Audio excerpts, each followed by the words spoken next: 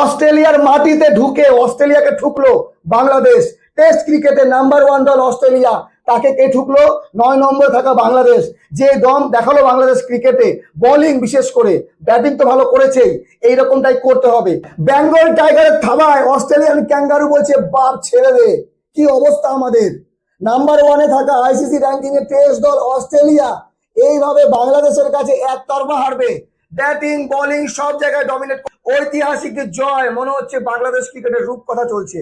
এইরকম এক কাহিনী আগামী প্রজন্ম দেখবে, যে অস্ট্রেলিয়ার মাটিতে গিয়ে অস্ট্রেলিয়াকে একতরফা হারানো। আর বলে না, ক্রিকেট একজনের খেলা না, বাংলাদেশের প্রত্যেক প্লেয়ার নিজের জায়গায় 110% দিয়েছে, তারপরে এই রেজাল্ট এসছে। Who is Nahid Rana? নাহিদ রানাটা কে? আজীবন অস্ট্রেলিয়ান ক্যাপ্টেন প্যাট কামিন্স ভুলতে পারবে না হাসান মাহমুদকে। প্লেয়ার অফ দ্য ম্যাচ হয়েছে। প্রথম ইনিংসে 6 উইকেট, দ্বিতীয় ইনিংসে 3 উইকেট, তারপরে যে ব্যাটিং করেছে, রান করেছে মাত্র 14, কিন্তু বল খেয়েছিল কতগুলো? সম্ভবত 92 বল খেলেছিল প্রথম ইনিংসে। অস্ট্রেলিয়ান বোলাররা হাঁপিয়ে গেছে। 8 জন বোলারকে দিয়ে বল করাতে বাধ্য হয়েছে অস্ট্রেলিয়া। তাহলে বাংলাদেশের ব্যাটিং লাইন আপে কি পরিমাণ মানসিক শান্তি ছিল? কোন রকম প্যানিক ক্রিয়েট হয়নি। বাংলাদেশের প্লেয়াররা বিখ্যাত একজন আউট হলে পেছনে 5 জন আউট হওয়ার জন্য, কিন্তু সেই ট্রেন্ড বাংলাদেশি ব্যাটসম্যানরা ফলো করেনি। প্রত্যেকেই রান করেছে। তানজিদ তামিম করেছিল প্রথম ইনিংসে 101 রান, তারপরে মমিনুল 49, নাজমুল শান্ত 84, মেহেদী হাসান মিরাজ 65, এদিকে মুশফিকুর রহিমও কিছু রান করেছিল। তো ব্যাটিং কোথায় 426, আর অস্ট্রেলিয়া 300 রানও করতে পারেনি কোনো একটা ইনিংসে। প্রথম ইনিংসে 198, 284 দ্বিতীয় ইনিংসে। এখানেই প্রমাণ পায় বাংলাদেশি বোলিং অ্যাটাক যথেষ্ট শক্তিশালী, আর তারা যেদিন ভালো খেলবে সেদিন কোনো দল জিততে পারবে না। আর বাংলাদেশ একদিন ভালো খেলেনি, এই যে টানা 3 দিন কন্টিনিউ বাংলাদেশ ভালো খেলেছে। বাকি এতটুকু বলা আছে, বাংলাদেশের এই যে একটা জয়, এই জয়ের মাধ্যমে নিশ্চিত করলো যে তারা অস্ট্রেলিয়ার মাটিতে কমসে কম এই টেস্ট সিরিজ হারবে না। এখান থেকে তারা সিরিজ জিততেও পারে এবং তারা হোয়াইট ওয়াশও করতে পারে অস্ট্রেলিয়াকে।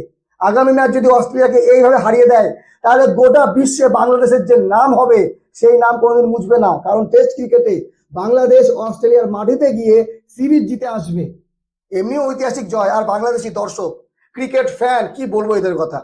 টেস্ট ক্রিকেটে এত দর্শক ডারউইনে এর আগে হয়নি। প্রায় 19,000 দর্শক ছিল গ্যালারিতে, শুধু বাংলাদেশ বাংলাদেশ করছে। টেস্ট ক্রিকেটে এইরকমটা, এই যে দল ভালো করলে দর্শকদের সাপোর্ট পাওয়া যায়।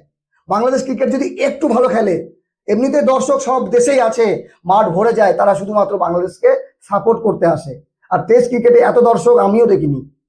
তো যাই হোক বন্ধুগণ, বাংলাদেশ আজকে যে জয়টা পেল, গৌরবময় জয় টেস্ট ক্রিকেটে, তাও আবার টি20তে হঠাৎ করে জিতা, বাংলাদেশের অস্ট্রেলিয়ার এগেইনস্টে ওয়ানডেতে জেতা ঠিক আছে, কিন্তু টেস্ট ক্রিকেটে এইভাবে প্রথম দিন থেকে বলে কয়ে জেতা, তাও টসে জিতেছিল অস্ট্রেলিয়া।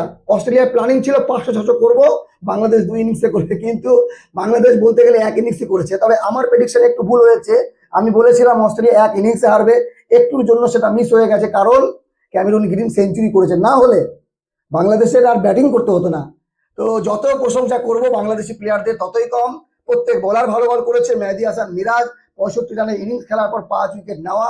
তো মিলিয়ে মিশিয়ে বাংলাদেশের প্রত্যেক প্লেয়ার ভালো করাতে রেজাল্ট এইরকম এসছে। এইরকমই করতে হবে প্রত্যেক ম্যাচে। ম্যাচে হার জিত লেগে থাকে, বাংলাদেশ হারবে, হারুক, কিন্তু ভালো খেলে হারলে মনে হয়তো তাদের দর্শকদের কষ্ট থাকে না। যাই হোক বন্ধুগণ, অভিনন্দন, কংগ্রেচুলেশন বাংলাদেশ। তো টাইগার ক্যাঙ্গারুর উপর ভারী পড়লো, তবে এটা মিরপুরের মাঠ না। মিরপুরে যদি বাংলাদেশ এরকম পারফরমেন্স দিত, তাহলে সবাই উৎসাহ দিত না, প্রশংসা করতো না, ট্রল করতো যে মিরপুর ঘরের মাঠে বাংলাদেশ এইরকম করলো। কিন্তু অস্ট্রেলিয়ার মাটিতে ঢুকে অস্ট্রেলিয়াকে ঠুকে দেওয়া, বাংলাদেশ সেটা করে দেখালো। ভালো থাকবেন সবাই।